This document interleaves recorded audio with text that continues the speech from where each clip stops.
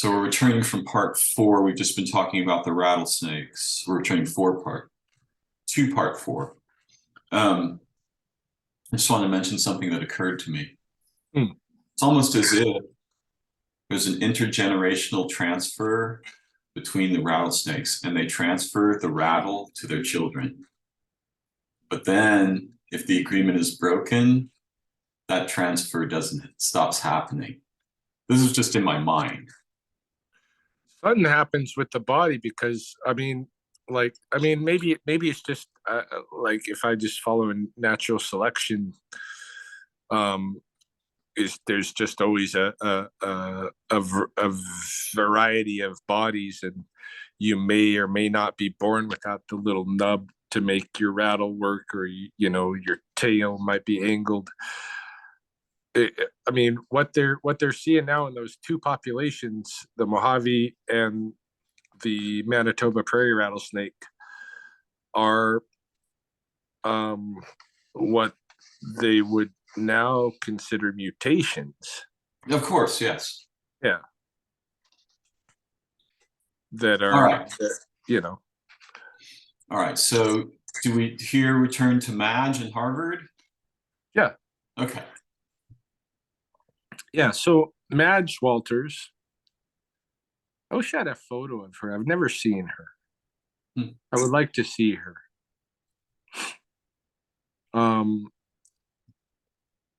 In my stories earlier, I mentioned Marlene Walters, I think, who was on the Blackfoot Tribal Business Council, who I was working with the Land Consolidation Act. I know sometimes people get weird, like, wasn't that the counselor you're working with? No. Madge Walters is a different Walters than the Marlene. There is a family of people on the Blackfeet Reservation named Walters that are not related to her. I don't know where they got their Walter name, but it wasn't through Madge. Madge was in San Francisco. She's very wealthy, or at least in Blackfoot terms, she was, because she was able to use those 3 young people to buy a lot of things, and she was trying to overcome her cancer. She was fully interested. Like she didn't want just the bundles, she wanted the story. She wanted as much as she could understand. She was trying to use these things to help herself. Wow. And she died. But when she died, she had a considerable collection of Blackfoot bundles and other individual sacred items and stuff. A whole I had a thick pile of correspondence between her and the 3 young people out here. That went into detail. I'm looking at a letter from her. Yeah. In which the final paragraph is, she's asking someone about artifacts, or they're asking her, and the final paragraph is, I do not wonder that you feel you cannot pay $600 for the blood bundle. I have never yet seen one that I think would be worth that amount. $600? My goodness, dude. That's ridiculous. Okay, to put that in perspective, when I transferred to be a beaver man, I was poor. And I still, I took a whole year, my wife and I, well, about 8 months. And everything we could get, we put away. And we bought things, and we put away money, and we bought things to give away to the people that would come to our transfer. And our family members came forward. Well, I should say hers, not mine. My wife's uncle came forward and gave like, gave me like $1,000. We should bear in mind, though, that in 1947, that's approximately equivalent to $8,000 today. Okay, I think I paid about equivalent to about 40 to 50,000 today. I paid enough for an undergraduate education Ah, to get the Beaver Bundle transferred to me. okay. And that's what people normally pay to enter into like one of the bigger bundles or sacred societies here. Sometimes like it's not always like it's not all at once. Like we probably put 20,000 into our original transfer. Mm-hmm. But then we were hosting the ceremonies in Waterton Park. We had to buy a $2,000 teepee. We had to haul everything out there to do our ceremonies, feed everybody. Like in the time that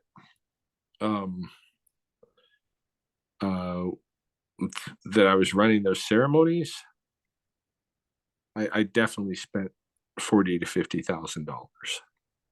$50,000 on ceremony stuff with our bundle to do, and that's all the training time. Like when you have the bundle, that's your training time.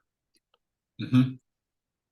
When you get rid of it, when you transfer it on, then there's kind of a relaxed period most times. For Beaver bundles, there's no relax.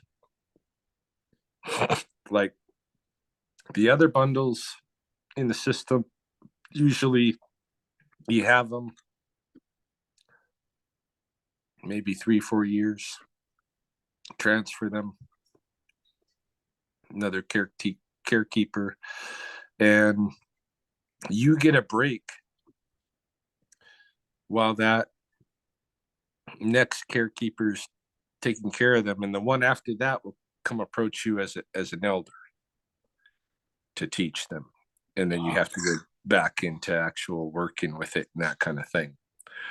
And as an elder, I mean, even though you're making like it's all this stuff is sacrifice stuff, and you're sacrificing a lot, and it's because you're learning a lot, and you're getting a lot of social cachet with it as well.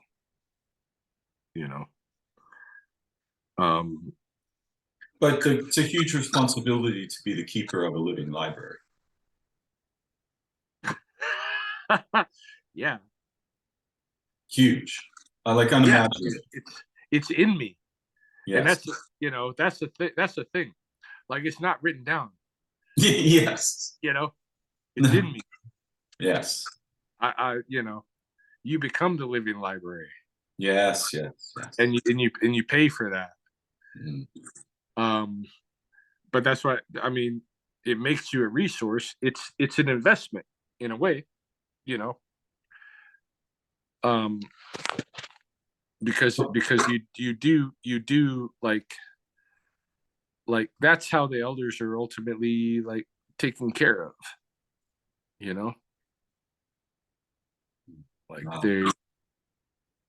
they don't got work their whole lives because they got like this isn't the Western system. There's no fucking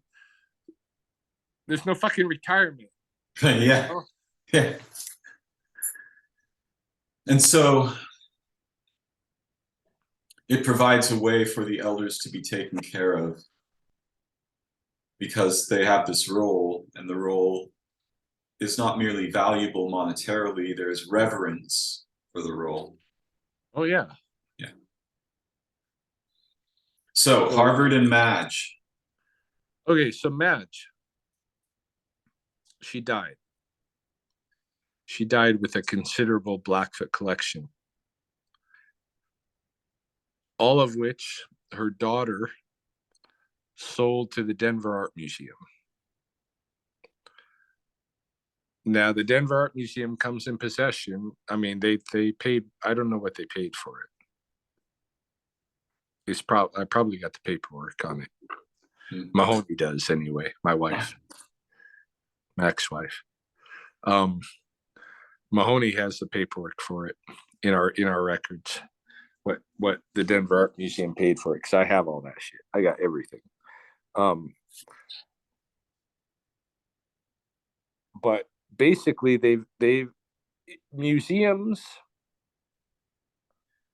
that try to create ethnographic collections are basically most of the, or at least at that time. Today is a weird thing because museums are just trying to salvage themselves, and this not going to happen. But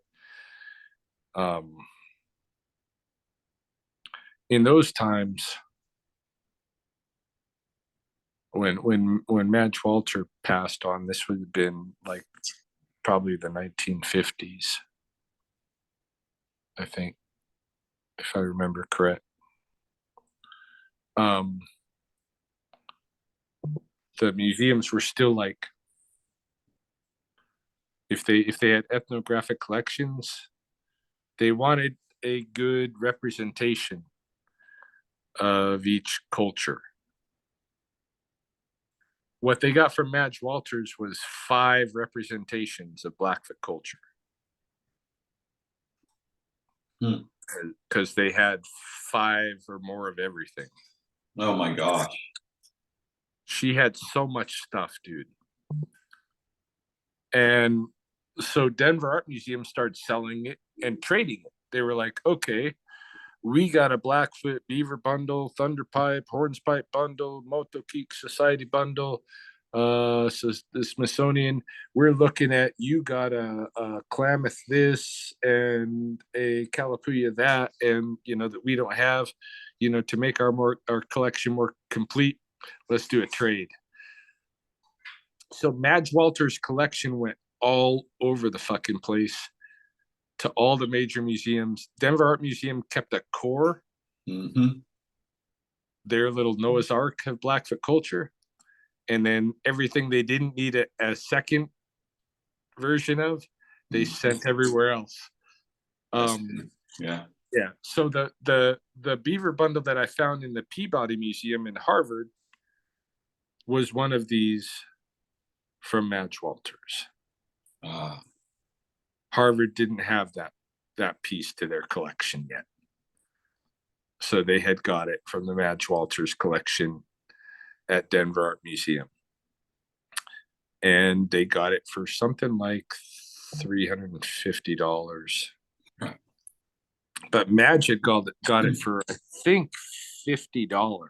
Sure. Yeah. I mean, you can see here a kind of a terrifying trend that's just going to continue, where the indigenous people are so poor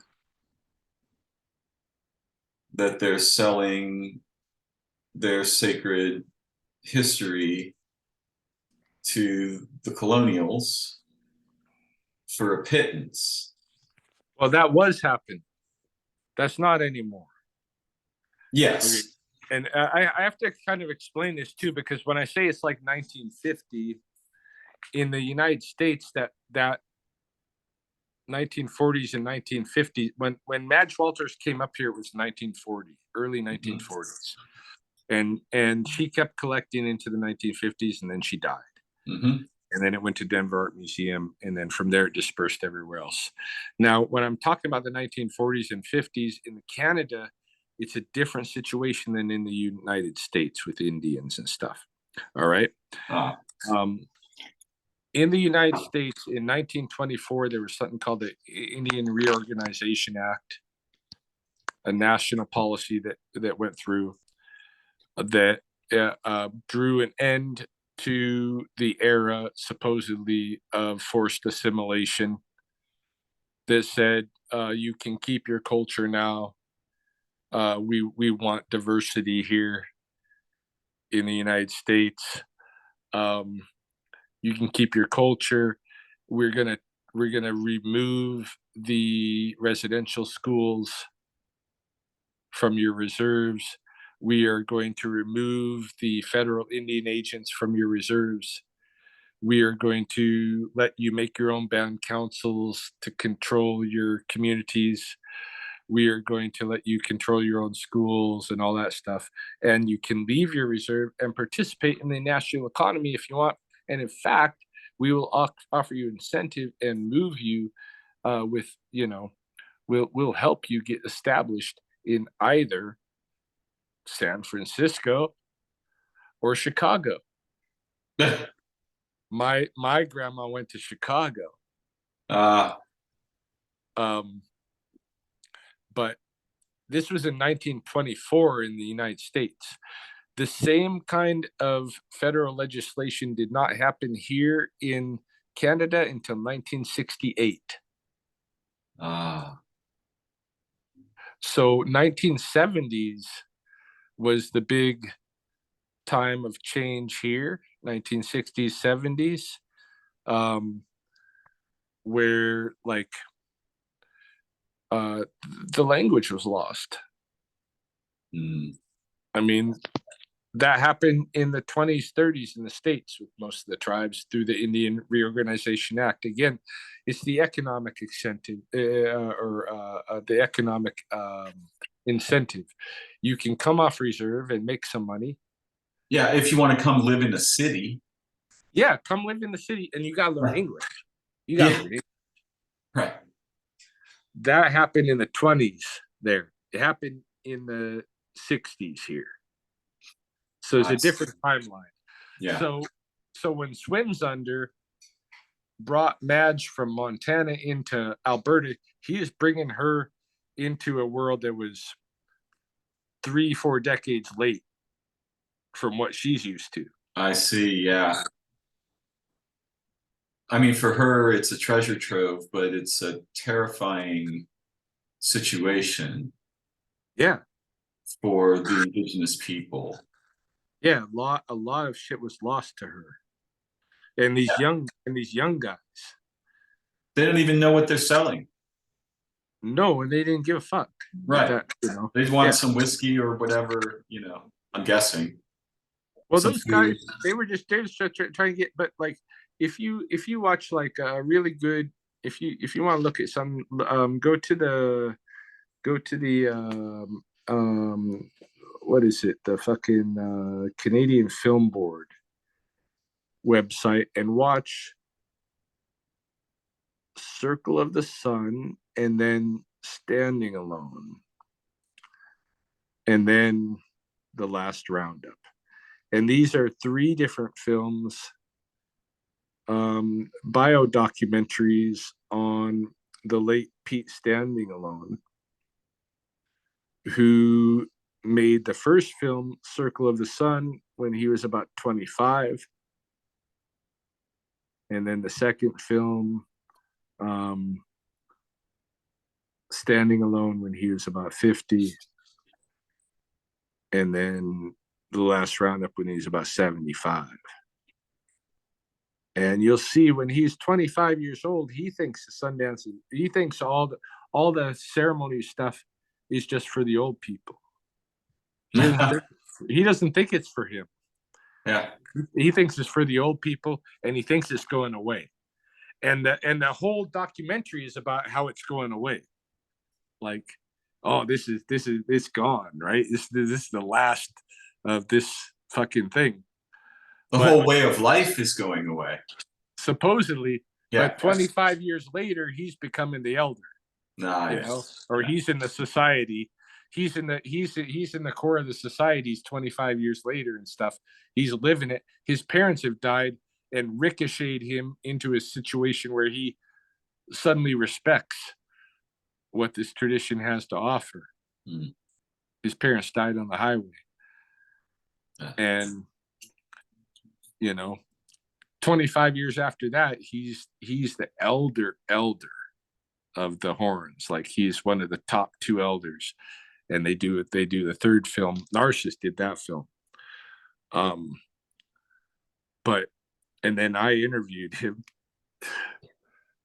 at the we had a private screening of The Last Roundup, his third film, at Red Crow College, with the guys from the Canadian Film Board, and they asked just like 3 or 4 of us to give him questions, and I asked him, because he was 80 years old at the time, and he was really in good physical standing, you know, like he was still like his mind was all there, his body was still, you know, pretty good.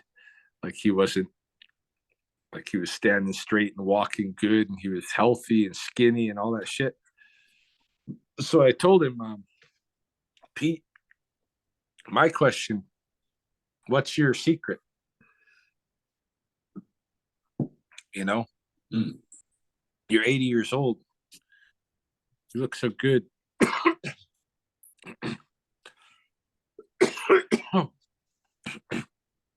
Girls still like you. What's up? How'd you get that way? He said there's 3 secrets. So first of all, you know, you're only human, and every once in a while you got to let yourself indulge. He was talking specifically about beer.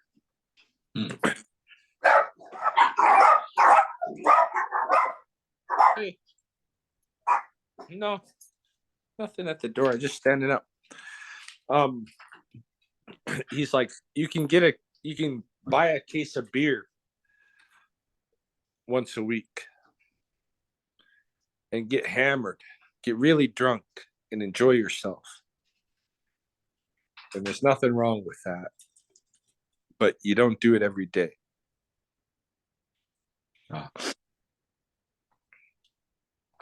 Lesson number 2.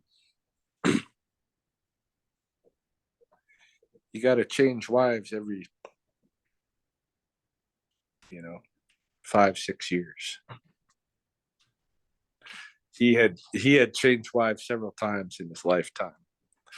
And he kind of jokingly said, I've been with Betty now more than 10 years. I think this is the end. No.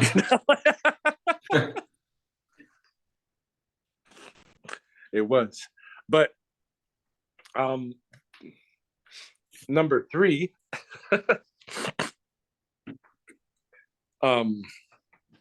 stick with the young people. Don't worry about the old people. They're going out. Forget about those guys. Stick with the young people. And that was something that I know was not bullshit at all, that he learned from his horses, because he'd expressed it to me in other ways many times. But he's basically like, if I want to work on something new, I don't work with my old horses. You know, I raise the young horses into it. Yes. Yeah. All right. So we were going on a journey to learn something about Harvard. Well, we learned about Madge Walters a little bit. Yeah. It's Harvard that I want to get back to. That's the core story. So the Beaver Bundle that was on the accessions list that I received when I went to Harvard the first time, after they kind of like gave me they tried to shake me off. Right. Yeah. So you're going to have to book months in advance and this kind of thing to do research, blah, blah, blah. And I called their bluff. And I'm like, okay, come down. And then they showed me the list that they had of what they had in their collections that were Blackfoot. And a Beaver Bundle was high up on the list, like second to human remains. which they thought we would go after. That's not Blackfoot protocol. Like we just deal with living. The bundles, we consider still be living. Not the dead. Yes. So I went straight after the bundle. That day, looking at the accessions records, taking my notes, all that stuff.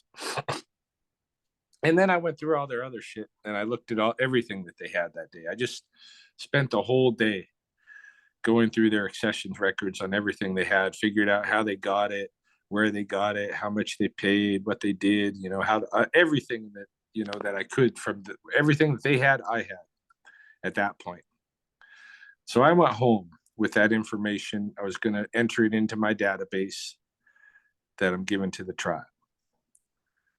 And that night, I got a call from George. What's his last name? Horse Capture. He's not Blackfoot.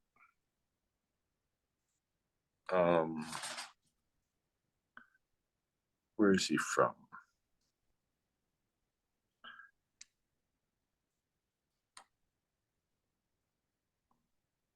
Trying to remember. It's from another tribe in Montana. I want to say he's Grovon, but I'm not sure. George Horse Capture. This is the Smithsonian's Indian.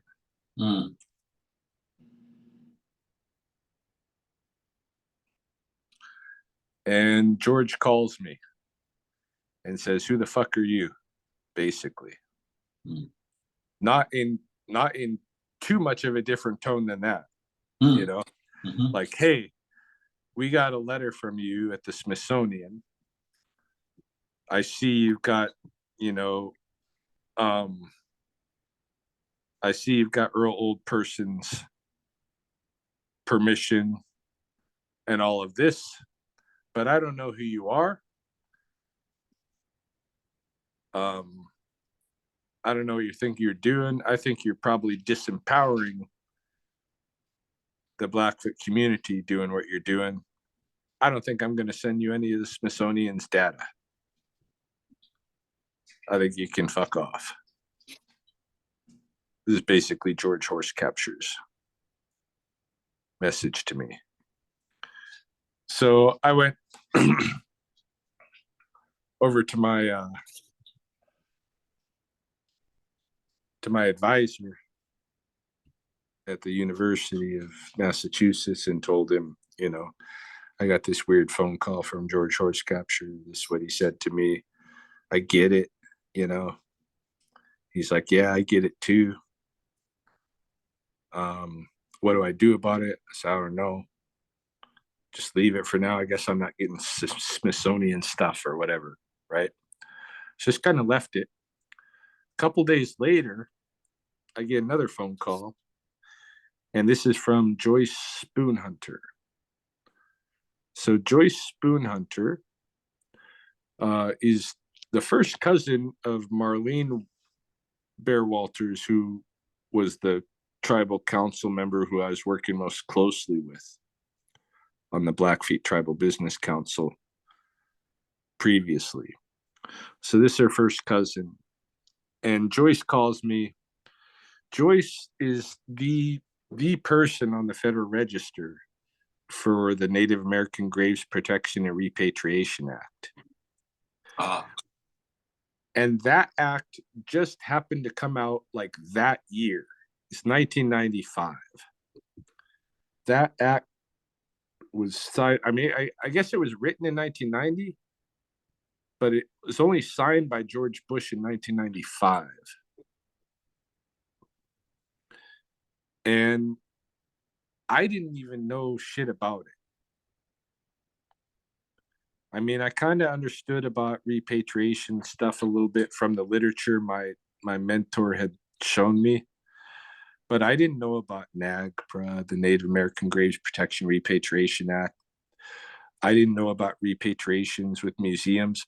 All I thought was that I was putting together a guide of where the shit was in the world so that people could find stuff to look at, to learn, Mm. you know? Yeah. And so Joyce calls me up and she's like, she's the person who's listed on the Federal Register, and she was trained by George Horsecapture at the Smithsonian, Hmm. the guy who had called me a few days Right. earlier.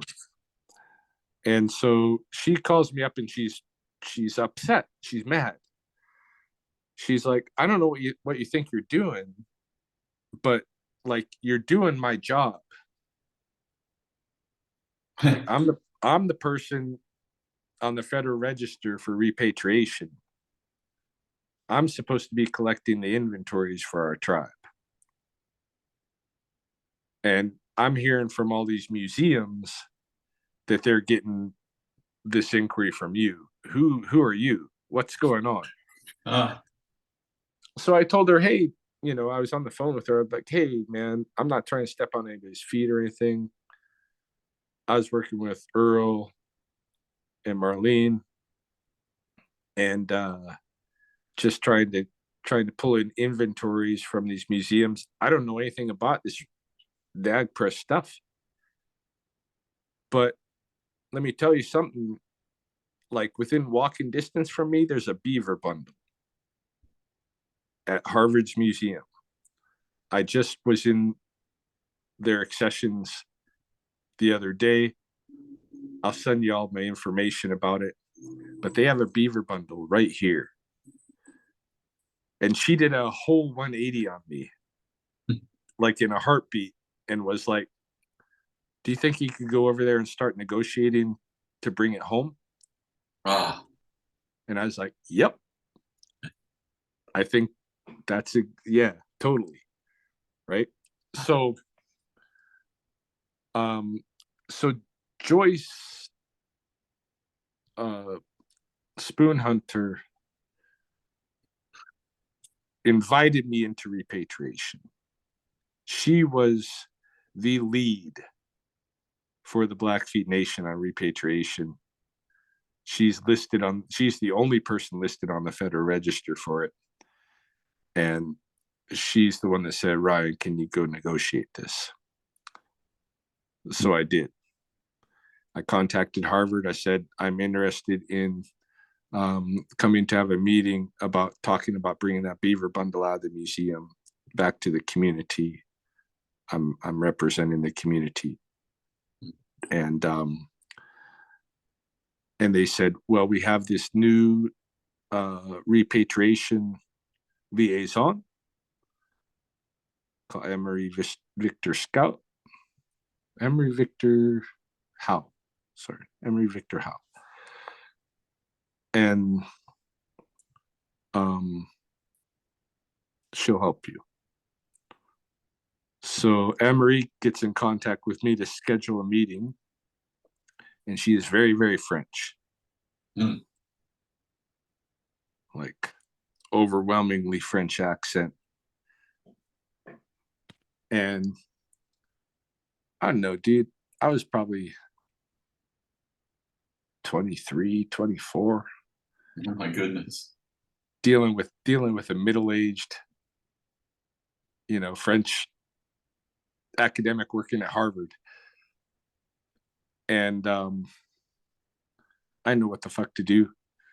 So I bought 2 bottles of wine.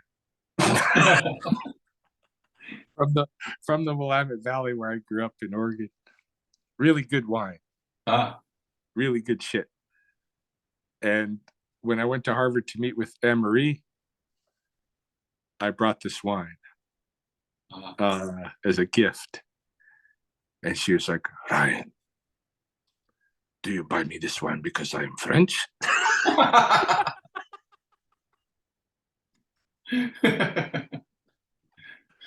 No, are you French? I didn't even know.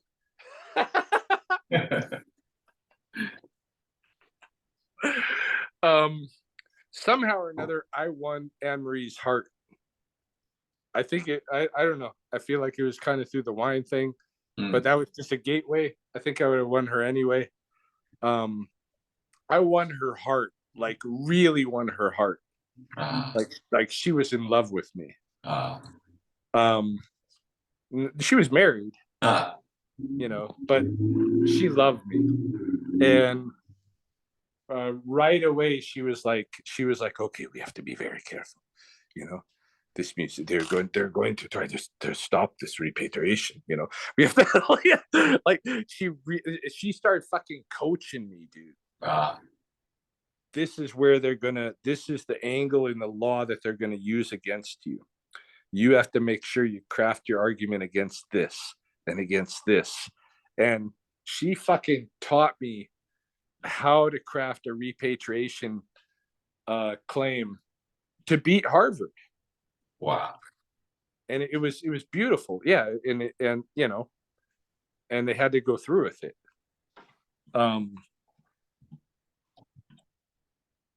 Yeah, I mean, this is it, where, Harvard School of Law is. it didn't put her in good terms with the museum.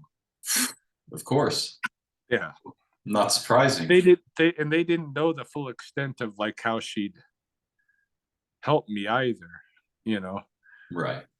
They just thought she was the go-between, but she was really like, I would give her, okay, this draft, and she'd be like, oh, look out for that sentence, they're gonna pick that apart. And she really coached me to help me, so where I could fight every other museum after that without a problem. Wow. Yeah, There was a transfer there, there was. right? She Yeah, transferred you the power to fight museums she in a did. way. She did. Yeah. Yeah. Can you hold that thought? Yep. Okay, I'll be back as soon as the processing is done.